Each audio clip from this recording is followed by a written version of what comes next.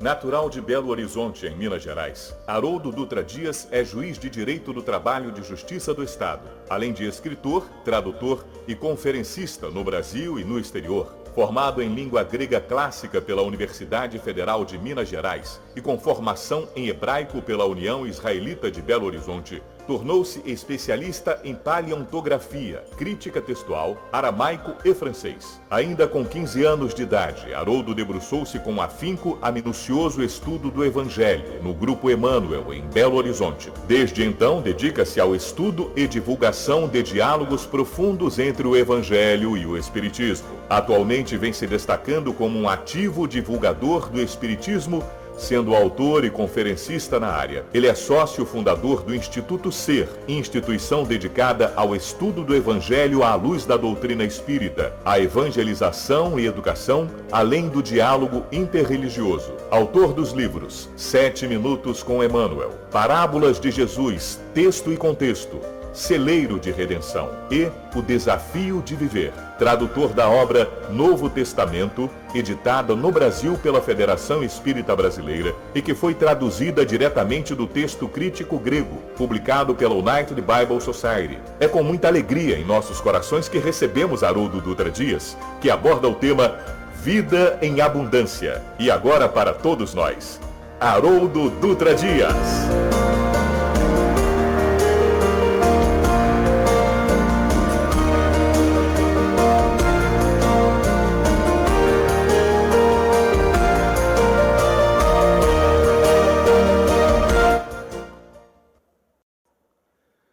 Minhas amigas, meus amigos queridos, bom dia para todos.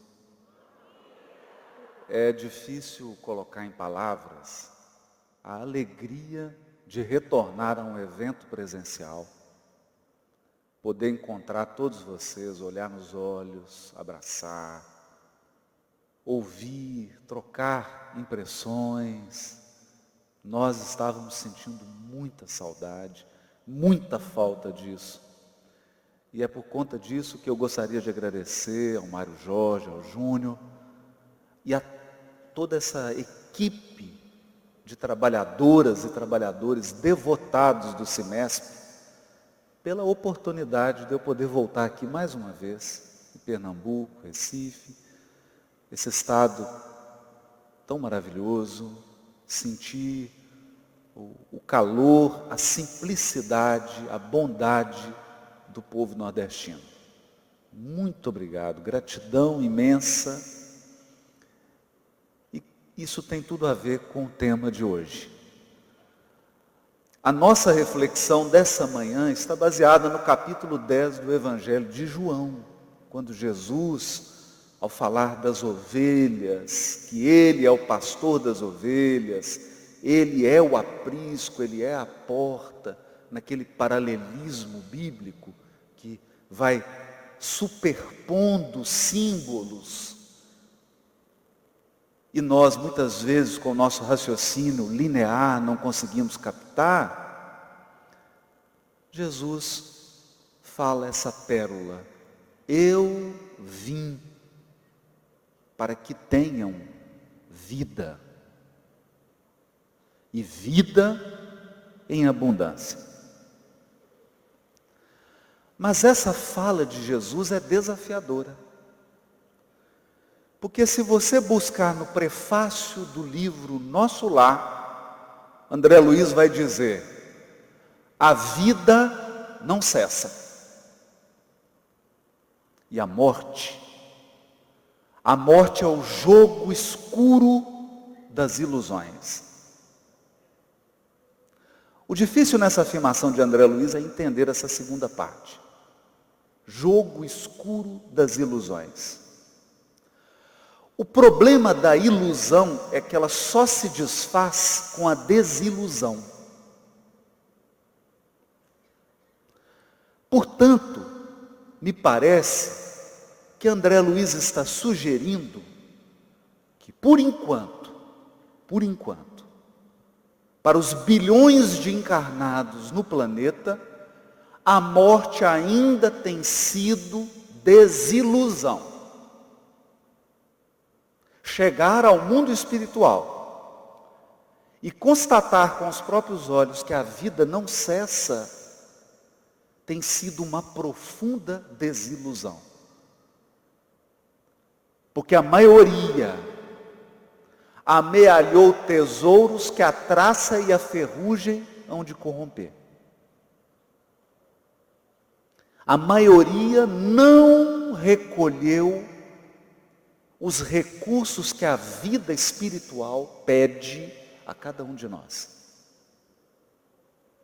Então, perceber que você continua vivo e continuará vivo para sempre, não importa quantas vezes você morra, é uma desilusão para muita gente. Mas, se a vida não cessa, por que prometeu Jesus vida? Por que Jesus prometeria algo que nós já temos? Nós já temos a vida incessante do Espírito. Nós somos imortais. Nesse tempo desafiador da transição planetária, em que, infelizmente, espíritas estão pensando como materialistas, nesse tempo em que os próprios espíritas esqueceram que são espíritos imortais, em uma experiência transitória, é difícil compreendermos a essência dessa mensagem. Porque nós estamos raciocinando como se o mundo das causas estivesse aqui na dimensão corporal.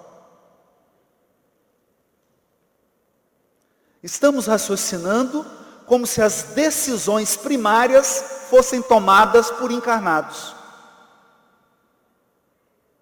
Quando sabemos que a inteligência primária da criação, a inteligência suprema da criação, está em outros planos vibratórios do cosmos infinito. Portanto, a promessa de Jesus, nos parece,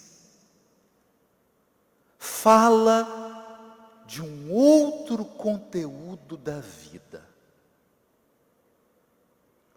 de uma outra qualidade que a vida imortal deve ter para ser chamada de vida abundante.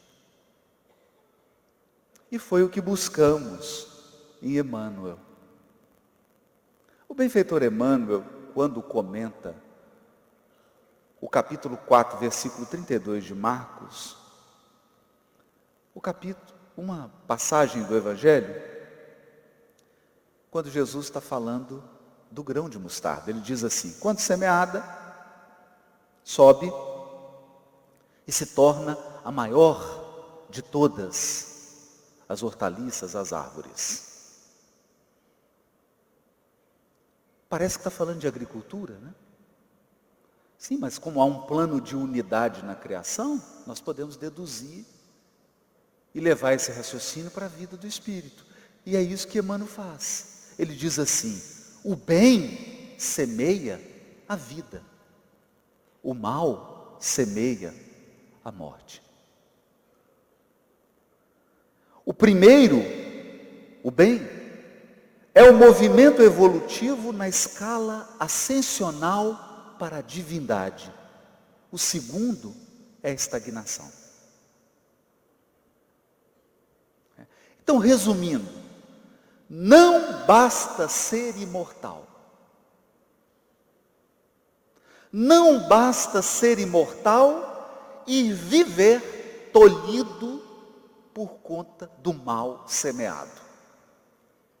Não basta ser imortal e viver constrangido por conta da lei de causa e efeito que devolve o mal que um dia você emitiu. Não basta ser imortal e viver com o livre-arbítrio tolhido, porque utilizou no passado o livre-arbítrio para fazer chorar, para destruir, para espalhar o sofrimento. Imortais, sofredores. Imortais, chorando e rangendo dentes para purificar o passado delituoso. São imortais, mas não têm vida. São imortais, mas respiram na morte. Morte aqui no sentido de perda de movimento sagrado. A vida é movimento sagrado em direção à divindade. Quem semeia o bem está num fluxo natural da bondade e da sabedoria divina. Não é que não atravesse provas, não significa que não atravessa turbulências e dificuldades. Mas não come o pão doloroso dos que reparam o mal praticado.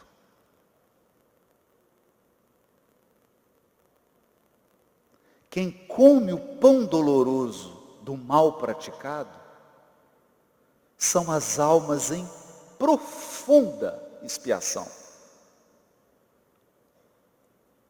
Porque entraram em conflito com a lei divina, que é lei de amor, fraternidade e sustento para a comunidade universal. Fizeram um movimento egoísta e passaram a gravitar em torno de si mesmas. Esqueceram o gene da divindade. Perderam-se nos labirintos escuros do orgulho, do egoísmo. E perambulam em círculos. Não são itinerantes. É a frase do enfermeiro Lísias, capítulo 44 do livro Nosso Lar. Não são itinerantes da vida, porque o itinerante está em jornada. Ontem eu cheguei e estava chovendo, hoje o sol está lindo. Essa é a vida de itinerante. Agora, a vida de perambulante é mais difícil, porque ele não tem rumo, ele não sabe para onde está indo, ele não sabe escolher. Ele está num círculo vicioso de repetições infindáveis. Você é imortal, mas não está vivo. André Luiz era imortal, mas estava morto no umbral. Perambulando como um morto, embora fosse imortal. Faltava-lhe algo. Faltava-lhe a vida abundante. Então, semear o mal é estagnação. Porque o espírito não retrograda. Mas você pode estagnar no abismo. Você pode estagnar no charco. Você pode estagnar no pântano. Você pode estagnar no espinheiro. Você pode estagnar em meio a pedregulhos. Emmanuel prossegue. Ainda comentando o Evangelho de Marcos, mas agora capítulo 12, versículo 27. É lindo isso. Porque na época de Jesus havia dois grupos. Sempre dois, né? O grupo, crentes em Deus, mas que acreditavam que morreu, está morto.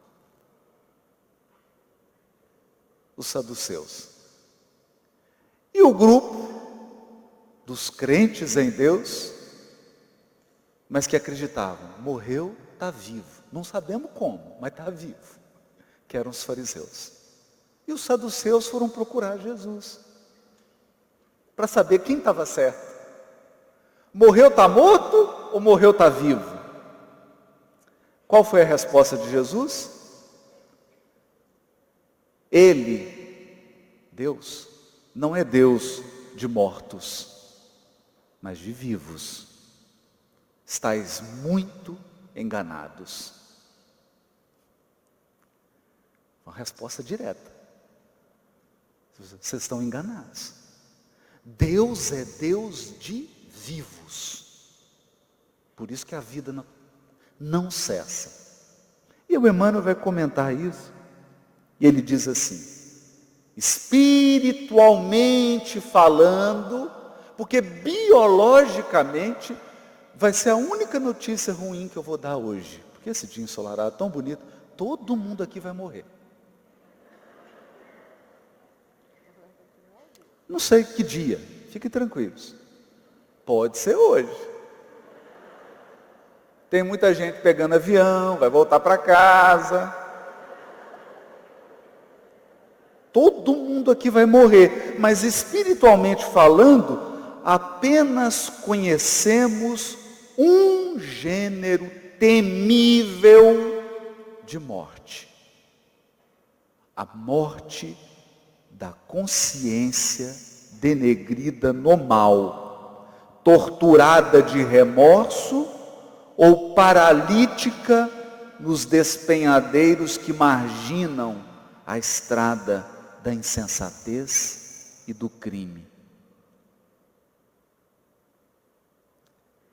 Essa é a morte da humanidade terrena até hoje. Vasto percentual de encarnados estão, infelizmente, marginando a estrada da insensatez e do crime. Estão torturados de remorso. Torturados de remorso.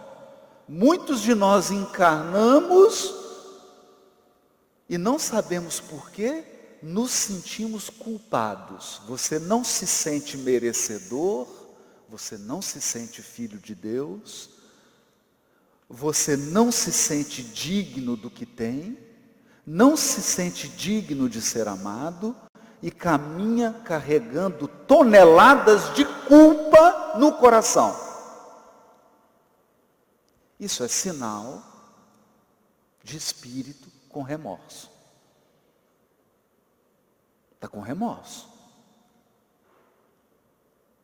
Ou ainda, paralíticos. Porque aí é aquele que se imobiliza. Ele mobiliza. Aí ele tem vida de montanha. Não sai do lugar. Não há movimento. Ele não aprende nada de novo. Você encontra com a pessoa hoje, daqui 30 anos, são os mesmos hábitos, os mesmos pensamentos, o mesmo padrão emocional, o mesmo padrão espiritual. Você percebe que a pessoa se ausentou do movimento da vida. Isso é morte. Então, resumindo, tem espírito no mundo espiritual que está morto.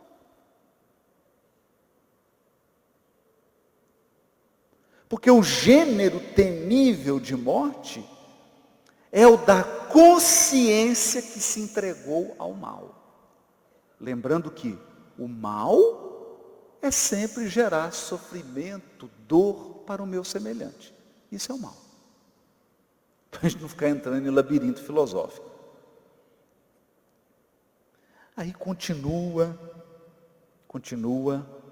Emmanuel, mas agora ele está comentando o versículo 20 do capítulo 17 de Lucas, que é uma afirmação fulminante do Mestre. Interrogado pelos fariseus sobre quando vem o reino de Deus, não é? É como se fosse a gente assim, estivesse encontrando com Jesus e falasse assim: mestre, quando virá a regeneração planetária? Não é isso que a gente queria perguntar para ele? Os fariseus também. Quando que vem o reino de Deus? Aí Jesus respondeu: o reino de Deus não vem de modo visível.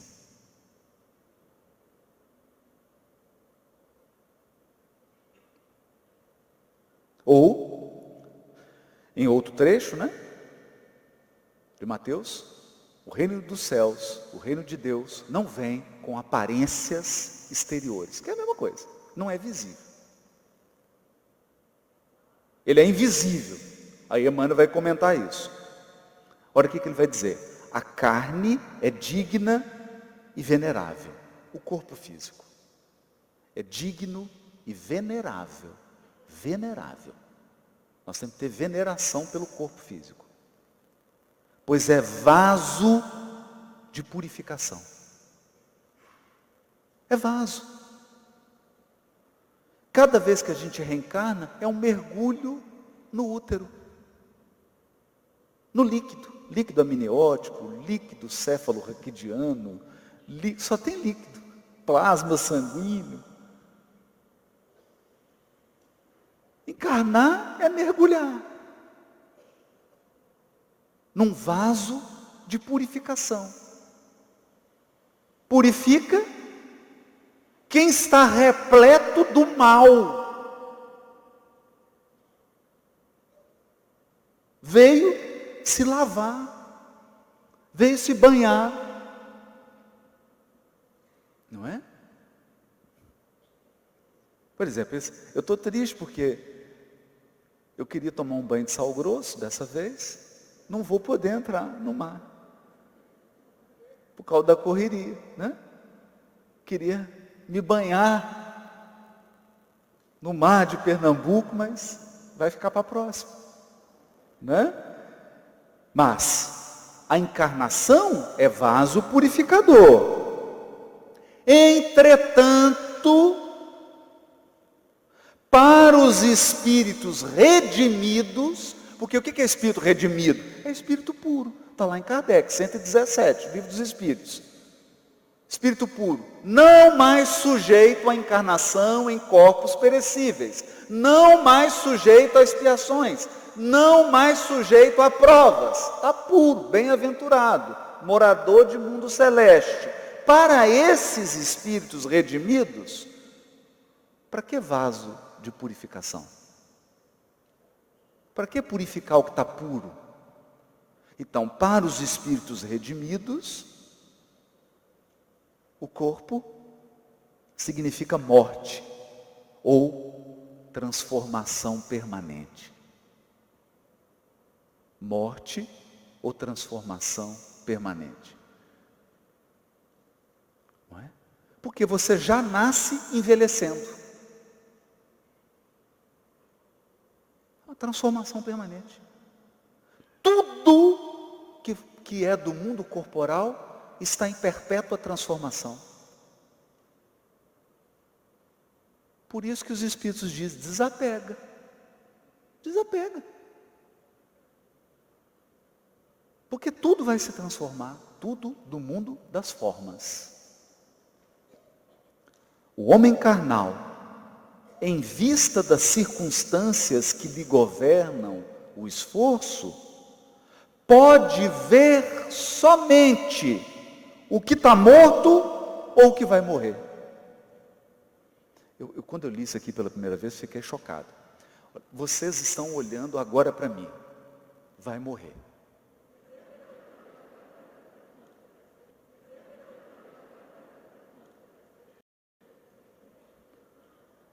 Se não vai morrer, já está morto. Aí é a autópsia. Estava conversando com o Sérgio ontem. Doutor Sérgio. Tudo que os seus olhos carnais captam, vai morrer ou já está morto. Por quê? Porque os nossos olhos, os olhos do nosso corpo, foram ajustados para perceber apenas o mundo das formas. Somente o mundo das formas. A transitoriedade das formas. É chocante. Eu faço uma meditação. Gente, isso aqui é forte, porque você tem que olhar. Quer ver como é que é forte? Você tem que olhar para o seu cachorrinho e falar assim: está morrendo. Você tem que olhar para a sua plantinha e falar: está morrendo.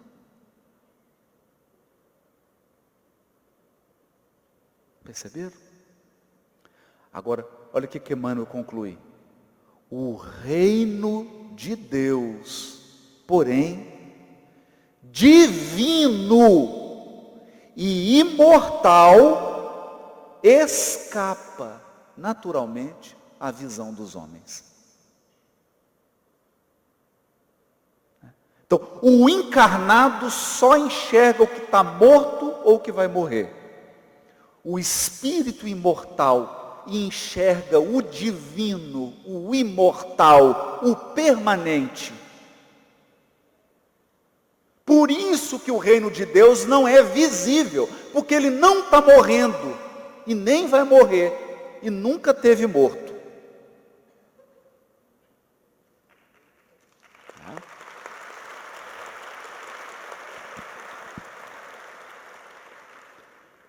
Então o Cristo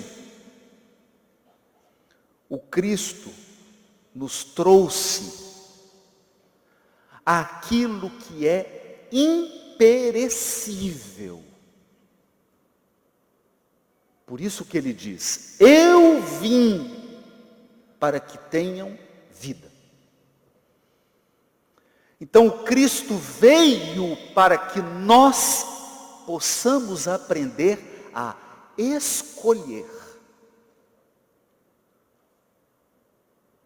Eu queria muito que nós espíritas tivéssemos nas casas espíritas aula para aprender a escolher. Aprender a fazer escolhas. Porque toda expiação é decorrente de escolha mal feita. E olha, nós não temos nem criatividade para errar. Não temos. Então, escolhas, onde que a gente erra? Poder, sexo, dinheiro, família, vício. Já estou ficando sem opção. Já estou ficando sem opção. Não tem. Vaidade.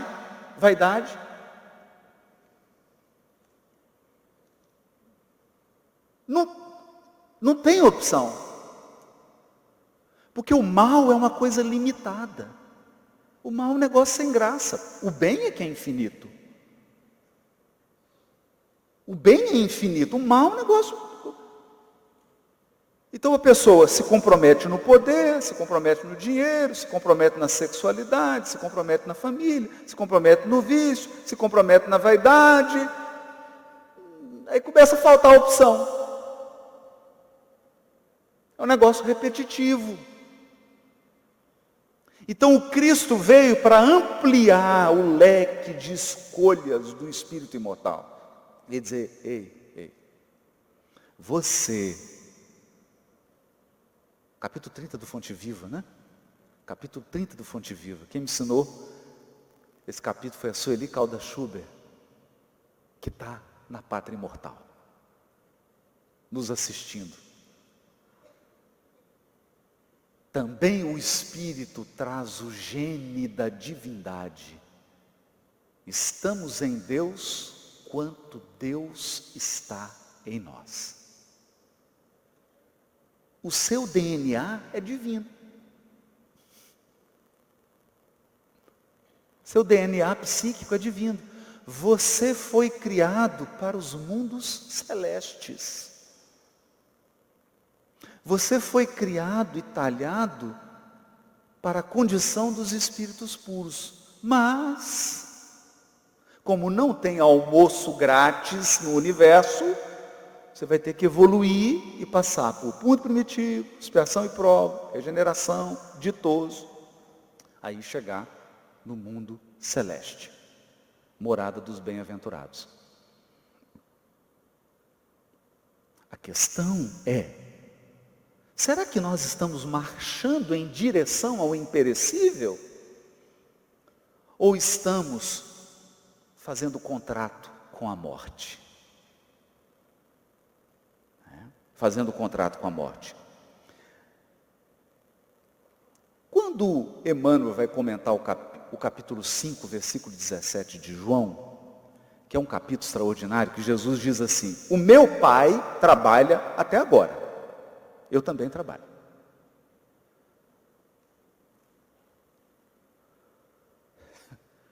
Quer dizer, a ideia de que Deus está incessantemente operando. Aliás, isso é fantástico, né? Eu escrevi o livro para a Federação Espírita do Rio Grande do Sul, Somos Muitos, Somos Um. E aí eu citei um trecho do Kardec que é incrível, porque muitos espíritas pensam que a lei divina é um software, um algoritmo do Google. Deus programou e tirou férias. Aí tem um algoritmo regendo sua vida. Ah, fez isso, resgata assim. Foi para cá. Ah, o código programou, tem que acontecer isso. E aí o Kardec fica bravo. Tem um texto do Kardec que ele fica bravo. Ele diz assim: quando dizemos que a lei divina é perfeita e imutável, é porque o pensamento de Deus é divino e imutável, e Ele incessantemente está dirigindo a criação. A lei divina é o pensamento de Deus, que incessantemente está dirigindo. Então não tem máquina nenhuma controlando seu destino, é o próprio Deus que está supervisionando sua vida. É por isso, gente, é por isso, vocês lembram dessa história, né? A mãe diz isso, a mãe ou a avó, né? Aí tem várias, que começa a ter versão, né, da história. Não sei se é a mãe, se é a avó, eu acho que era a mãe. A mãe sai com o filho, febre altíssima, quase convulsionando, a criança está morrendo, e o Chico indo para a peregrinação lá em Uberaba, a mãe vem chorando com a criança e fala: Chico, Chico, pelo amor de Deus, meu filho está morrendo, está morrendo. O Chico para, recebe aquela mãe, fala: minha filha, vamos orar. Porque a oração de uma mãe arromba as portas do céu. Por quê? Porque quem dirige a criação é o pensamento de Deus. E o Criador, a cada milionésimo de segundo, está decidindo. Ele está decidindo. Deus está... Ó. Ó.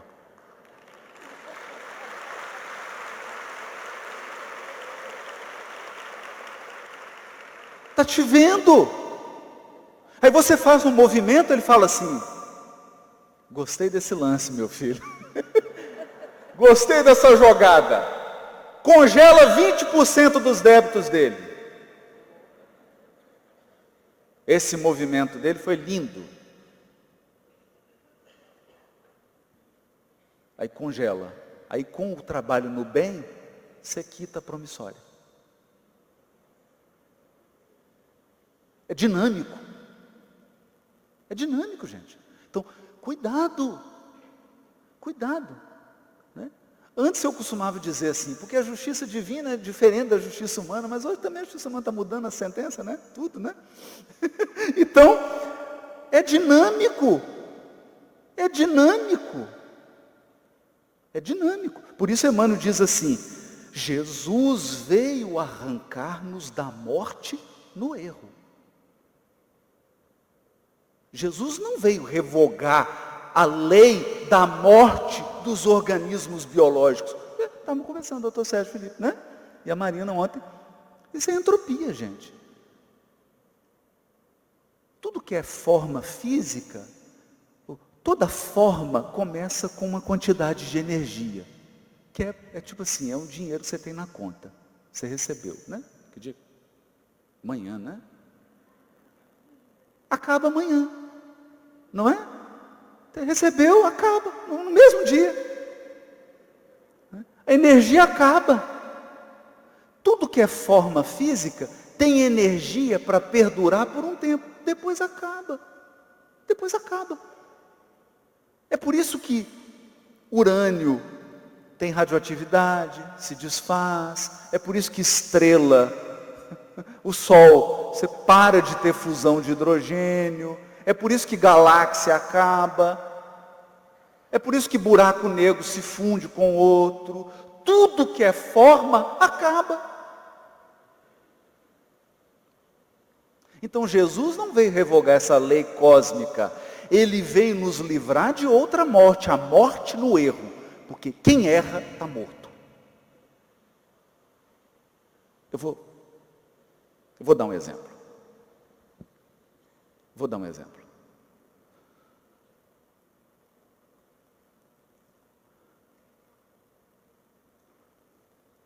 Meu amigo querido, estava em Uberaba, escritório de contabilidade, todo arrumadinho. De noite, reunião com o Chico, eles tinham um trabalho. De manhã, o escritório de contabilidade dele foi invadido. Mas foi invadido assim, eles não só levaram, tipo, leva o computador, leva dinheiro, leva coisa de valor, não. Eles levaram tudo e destruíram, depredaram o escritório. Destruiu tudo. Então quando ele chegou, imagina, ficou chocado. E triste. Triste por quê? É como um tsunami. Você tem que recomeçar. Não, entenderam o que eu estou querendo dizer? Você comprou o computador, mas roubou o computador, você tem que comprar outro. Você tem que recomeçar do zero. Você comprou uma mesa, a mesa foi destruída, você tem que comprar outra. Tinha que refazer. Então você tem que refazer, guarda essa palavra. Refazer, recomeçar, começar do zero. É isso que entristece. Porque a vida não é igual ao filme do Woody Allen, Poderosa Afrodite. Já viram? No filme do Woody Allen, tem uma personagem que os ladrões entram na casa dessa pessoa e roubam tudo. Tudo, rouba tudo. Aí ela chega em casa, toca o telefone. Aí ela atende e fala assim, você acaba de ganhar uma promoção, uma casa mobiliada. Daí 2 horas vai chegar no caminhão e mobília a casa da pessoa. Não é assim. Na vida real não é assim. Então, quando você está na experiência da expiação do mal, a sensação psicológica, que não é real, tá? Não é real. Mas a sensação psicológica é que você voltou para trás. Destruir meu escritório, acabou meu casamento, acabou minha empresa, perdi minha saúde. Não é? A sensação de que você voltou. Então, chegou de noite, ele estava triste, abatido, melancólico. Quando o Chico viu, se dirigiu até ele, abraçou, falou, o que foi, meu filho? Já sabia, né? O que foi, meu filho? Ele contou a história. Veja a sensibilidade do Chico, né? Durante alguns minutos, o Chico não falou nada, só abraçou ele. Abraçou. Ficou ali presente. Passados uns minutos, o Chico olhou para ele e disse assim, Oh, meu filho, é tão bom devolver, né?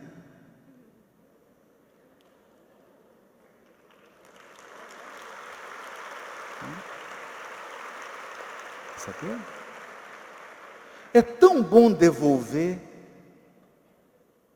Então veja, isso é a morte no erro. Gente, deixa eu dizer uma coisa. Entre nós aqui, expiação é quando você entra na rotatória e fica girando.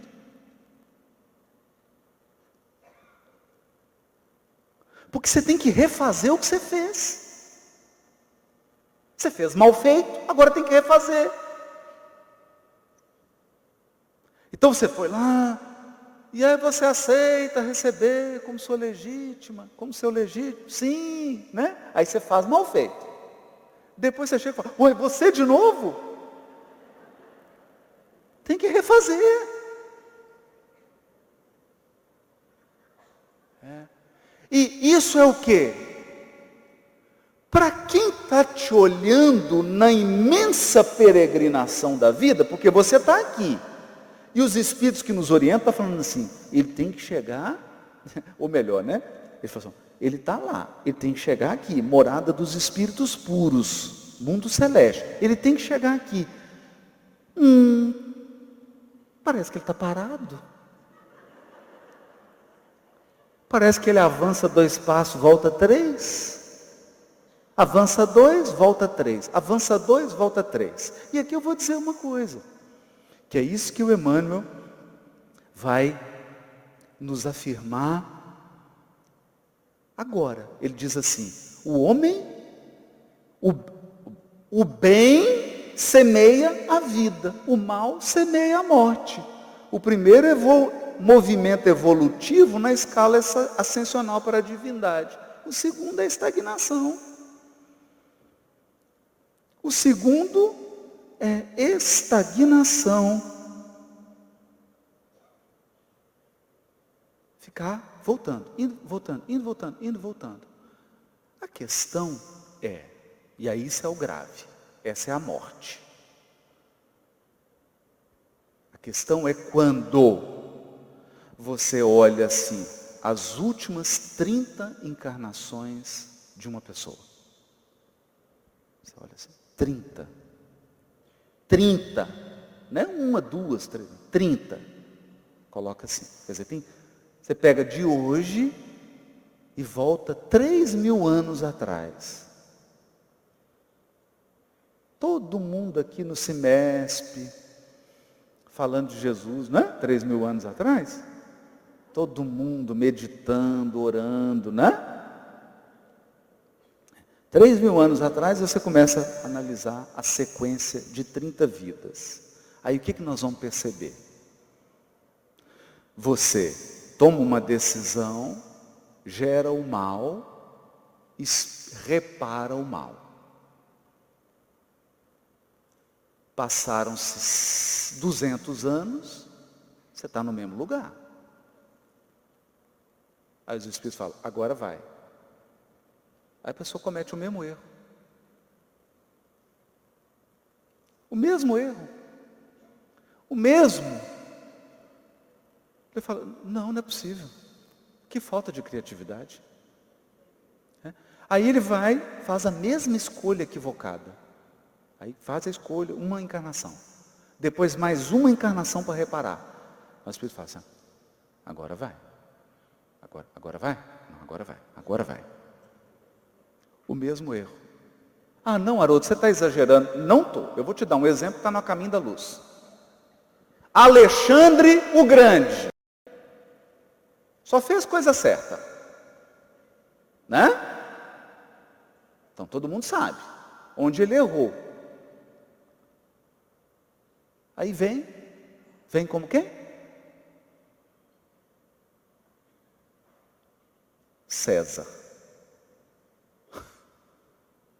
Vem como César. Comete o mesmo erro. Comete o mesmo erro. Aí vem Carlos Magno. Você fala, agora vai. Agora vai. Não foi. O mesmo erro. Eu só estou citando o que está no livro, porque está escrito, está lá na obra de Emmanuel, então, porque deve ter mais, né? Deve ter mais aí, eu só estou citando o que Emmanuel citou. Aí dessa vez fizeram assim, chamaram o SAMU, corpo de bombeiro, brigada de incêndio, falou, seu anjo guardião vai ser Kardec. Você vai vir no século do Espiritismo, você vai ser Napoleão Bonaparte, anjo guardião Kardec. Aí tem uma reunião no mundo espiritual, ele está encarnado, trazem, aí chega Kardec. Lembram disso? No Humberto de Campos? Aí ele chora igual criança quando vê o Kardec e fala, agora vai.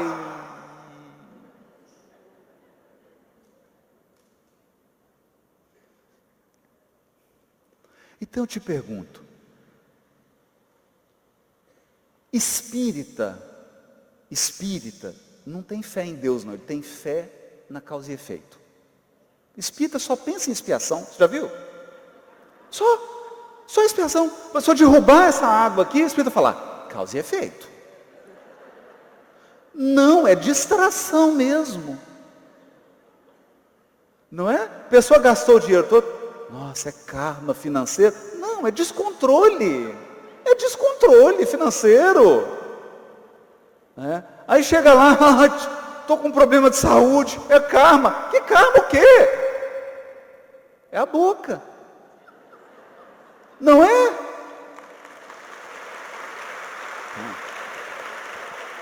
Eu estou brincando, mas o que eu estou querendo dizer é, expiar não resolve o problema.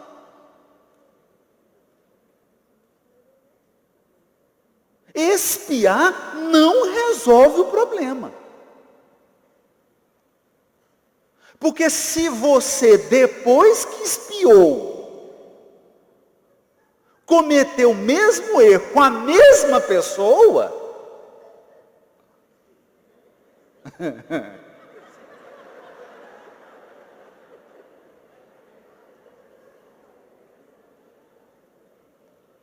a mesma pessoa? Você já viu o livro Entre a Terra e o Céu? É uma trama horrível, né? De sofrimento e não sei o quê. Aí o André Luiz, e é bacana aquele livro, né? Porque ele começa a falar, não, isso aqui, ele veio numa encarnação aqui, ela era não sei quem, aí veio numa outra, aí o André Luiz começa a se empolgar, aí fala, conta mais, fala assim, chega André, só 3 vidas. Porque essa turma aqui está num intricado processo. Intricado, sabe? Eu fico vendo os grandes artistas, né? Uma peça de teatro. Sabe quando a pessoa tem uma peça, ela viaja pelo Brasil, tem que apresentar durante o ano 300 vezes a mesma peça. Essa é a nossa história reencarnatória. A mesma peça. Aí você vira e fala assim, ô fulano, dessa vez nós vamos errar como? Você vem como filho ou como pai?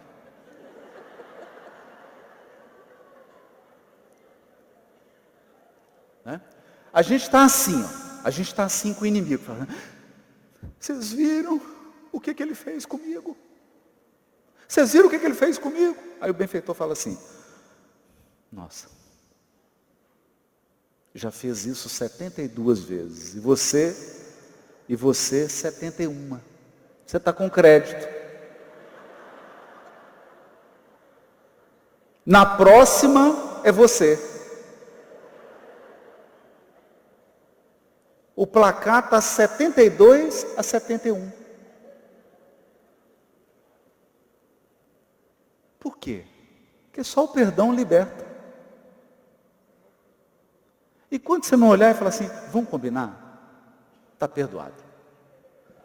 Olha, foi bom errar com você, foi bom espiar contigo, mas agora eu preciso cometer erros novos, com pessoas novas, né? Estou brincando, gente. Agora é hora de acertar. Agora é hora de acertar. Acerta. Se você está achando que está sendo prejudicado, deixa eu te falar uma coisa, se te mostrar o placar, você desanima. Você está achando que está perdendo, você não sabe quantas vezes você tirou.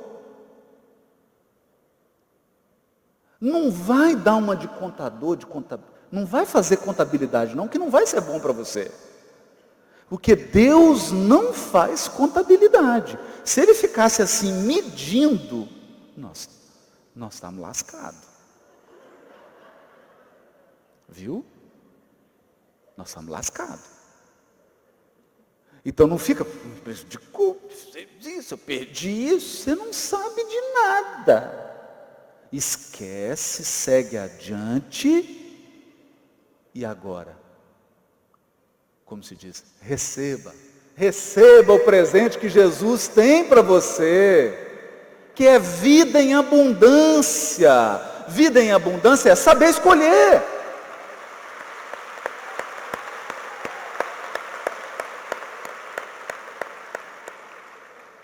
Imortal você já é. Só falta agora você ser vivo. Só falta viver. Imortal você já é. Só falta viver. Para de morrer. Vive.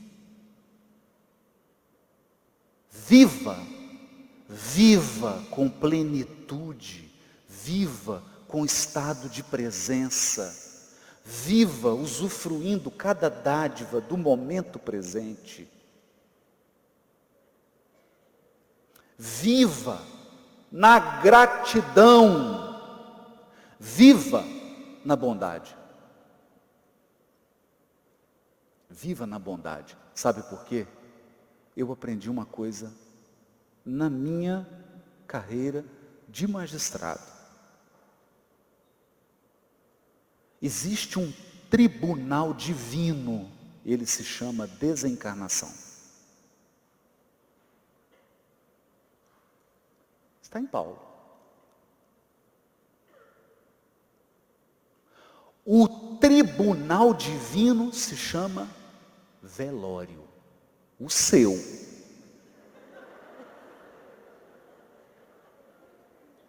Velório. Presta atenção. Não importa seu patrimônio, suas aplicações financeiras, não importa seu poder político, não importa sua beleza, não importa o seu charme, vai chegar seu velório. O seu velório é o julgamento. O velório é o tribunal. E a primeira coisa de um julgamento, tiram tudo e te colocam uma roupa diferente. Você passou pela desencarnação, você perdeu o corpo, posição social, carreira, título, dinheiro, tudo. Esse foi o desespero de André Luiz.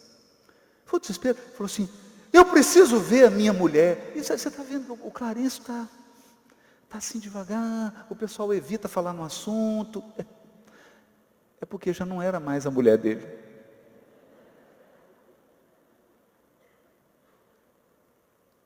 Já tinha casado com outro. O tribunal divino é a morte, a desencarnação. Ela passa a régua, zera tudo. Tudo. Menos o que você tem dentro. Então eu termino com esse belíssimo texto de Emmanuel, comentando qual versículo? O da palestra, capítulo 10, versículo 10. Eu vim para que tenham vida e a tenham em abundância. Agora olha a sabedoria de Emmanuel, agora nós vamos entender. Olha.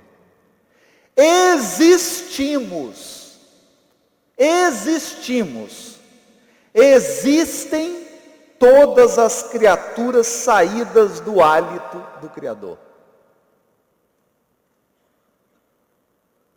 A pedra existe, a planta existe, o animal existe, esse copo d'água existe. Existe mesmo. Acabei de verificar. Existem almas nos passos diversos da evolução. Almas primitivas, almas truculentas, almas mentirosas, almas invejosas, almas despeitadas, almas cruéis, almas bondosas, generosas, amorosas. Existem almas nos passos diversos da evolução. Em sentido espiritual, no entanto, viver é algo diferente de existir. Não confunda existir com viver. A pedra no seu sapato existe, mas ela não vive. Viver é diferente. A vida, olha isso aqui. Isso aqui é quase que uma metáfora profunda. A vida é a experiência digna da imortalidade. O que é a experiência digna da imortalidade? Vou te dar um exemplo aqui. Agricultor. Semeia. Aí na hora que vai fazer a colheita, isso aqui, nossa, está podre. Não, isso aqui não dá. Essa é boa. Essa é boa, é a experiência que você guarda e que você não tem que refazer porque fez bem feito. Experiência que você fez mal feito. Experiência que você fez alguém chorar. Experiência que você prejudicou alguém. Experiência que você maltratou a natureza, o ambiente, seu corpo. Vai ter que refazer. Porque ela não é digna da imortalidade. É joio. Não é trigo. Vida é trigo. Vida é a experiência que não precisa ser repetida. Você guarda ela no coração porque ela é imortal. Você nunca vai ter que corrigir. Sabe? Você ajudou aquela pessoa com todo o seu carinho e sentiu aquela gratidão. Você nunca mais vai precisar repetir isso. Isso é único, você vai guardar isso para a eternidade. Porque vida é experiência digna da imortalidade. Então, o que o Cristo veio nos ensinar é a ter experiências dignas da imortalidade. Para de ser um imitador. Para de ser um copiador. Para de ser um antílope na manada. Seja único. Seja você. E tenha experiências dignas da imortalidade. Porque nosso Mestre veio para que tenhamos vida. E vida em abundância. Porque pão durage só aqui na terra. Muito obrigado.